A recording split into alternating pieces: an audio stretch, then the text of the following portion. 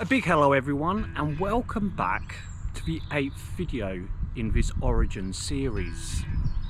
This series takes what I have learned over the last 25 years of genealogical research and turned into a collection of how-to videos, a deep dive into several DNA haplogroups.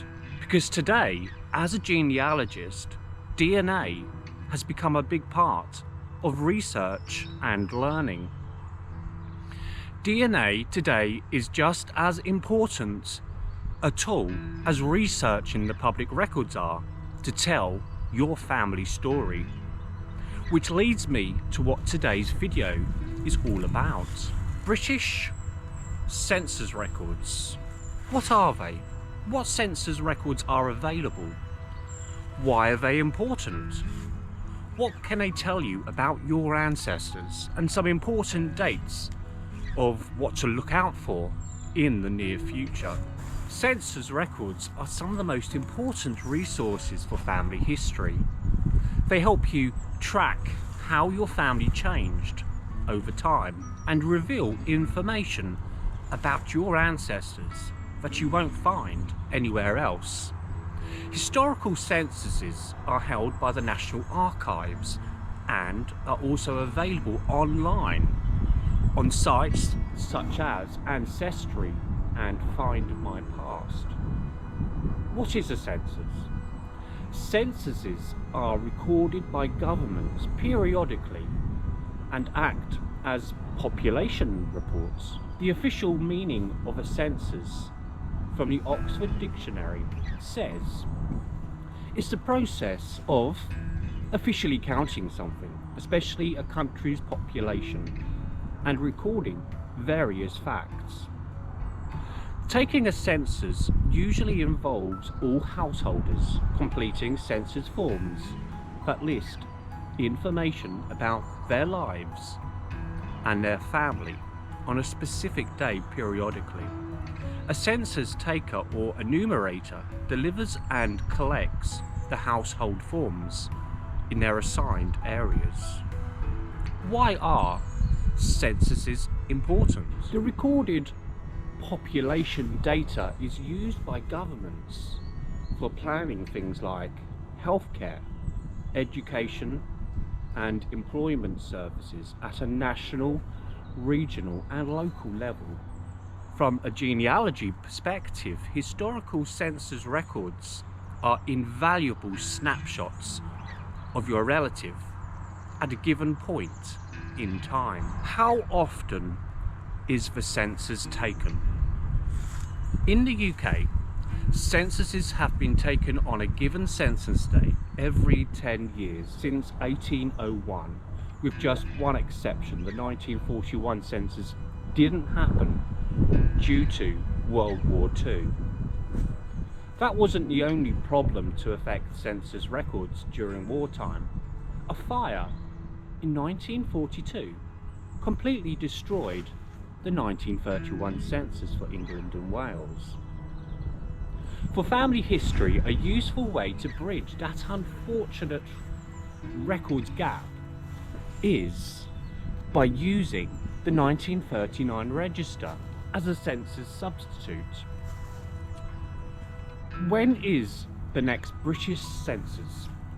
The next British census is scheduled to take place in 2031, a decade on from the most recent one on 21st of March 2021. Statisticians have predicted that the 2021 census could be the last of its kind, as cheaper alternatives for gathering data are explored.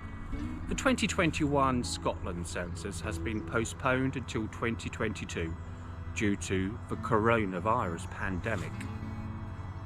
Completing the census every decade is your chance to leave your mark and help shape the future. Just imagine, generations from now, your descendants might be checking it out to find more about you. UK census dates throughout history. From 1801 to 1831, Census records were used to create summaries of localities and later destroyed. So for family historians, the full censuses dating from 1841 to 1921 are the ones of real interest. Here's a brief summary on the history of the British census and what those detailed family records can tell you. 1801 census. The first UK census was taken on the 10th of March 1801. Only fragments like 1801 Kent and Dartford census include details useful for tracing family history. The 1811 census was taken on the 27th of May 1811. Only summary counts of households were collected, so it's not very useful from a genealogical perspective. The 1821 census, like those before it, only counts were taken for this census, which took place on 28th of May that year. You'll find some exceptions that do include household details for areas like Kent, Westminster and Orkney. The 1831 census was taken on 30th of May 1831. Excerpts from Westminster, Sheffield and Shrewsbury survive, among others. Now, the 1841 census was the first fully surviving UK census and was taken on 6th of June 1841. The 1841 census can reveal useful information for your family tree, including names, ages, genders, addresses, birthplaces, and usually as a county perspective. The 1851 census took place on the 30th of March that year. As well as all the information included in the 1841 census, this edition also features more information on your family's relationships. Each entry includes relationships to the head of the household and marital status. I particularly like the 1851 census as it goes into more depth about the actual location where your ancestor was born. In reference to the 1841 census, that only records the county, but the 1851 census is the first time it actually records a town.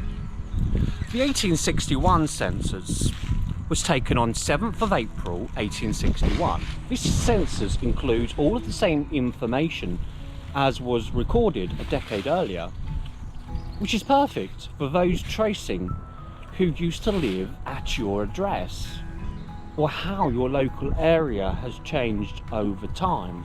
The 1871 census was recorded in England, Scotland and Wales on the 2nd of April 1871. The information that was captured in the previous two censuses was sought again in that year. We now move on to the 1881 census.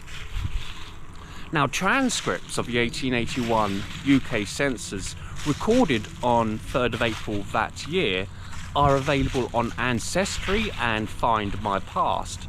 This was the first full census to be transcribed and the first to become available as an online resource. Like previous censuses, details on names, ages, addresses and family relationships are included. Once the 1881 census was fully compiled, officials noted that there was an alarming rise in the number of individuals being reported as deaf and dumb compared to previous census returns. After inquiries were made, it transpired that many enumerators had recorded babies as being deaf and dumb simply because they could not speak. The 1891 census. For the first time, the UK census recorded a person's employment status that year. This adds even more colour as you build a detailed picture of your ancestor's life. In Wales, the 1891 census included an extra question on the language they could speak. This census took place on 5th of April 1891. The 1901 census was the first UK census of the 20th century, requesting the same information as the one before it. It was taken on 31st of March 1901, as well as individuals residing in households. Censuses also record people on boarded docked ships, hospital patients, prisoners, workhouse inmates and military personnel stationed in barracks. The 1911 census was taken on the 2nd of April that year. Until the 1921 census was released, it was often a must-search starting point for anyone new to British family history. The 1911 census contains far more information than any census that came before it. For the first time, the census recorded nationality, marriage length, the number of children who were born, who died, and who were still living. Scotland's census from 1911 is only available at scotlandspeople.gov.uk. There are some known missing pages from the UK census records. The 1921 census is the last surviving census that was taken before 1951. Meaning it holds incredible, crucial information for those researching their family history. For the first time in history, the 1921 census requested employer information, giving you a more enhanced picture of your ancestors. When will census records next be released? Due to UK privacy laws, 100 years must pass before the public can access census records. The 1931 census took place on 26th of April in England, Scotland and Wales. Northern Ireland was recorded as part of the 1926 Irish census and wasn't included in the 1931 UK census. Along with the information requested in 1921, the 1931 census asked respondents about their usual place of residence. Sadly, the 1931 census for England and Wales were destroyed by fire. The 1931 census, however, for Scotland still survives. The next UK census was taken on 8th of April 1951, with the records due to be released in 2052. It includes questions on household amenities for the first time ever. Next week will be the 9th video in this series, and we will be taking a look at British parish records and see how they can help you learn more about your ancestors. Until next time, a very big thank you for joining me. Stay safe, keep well, and bye for now.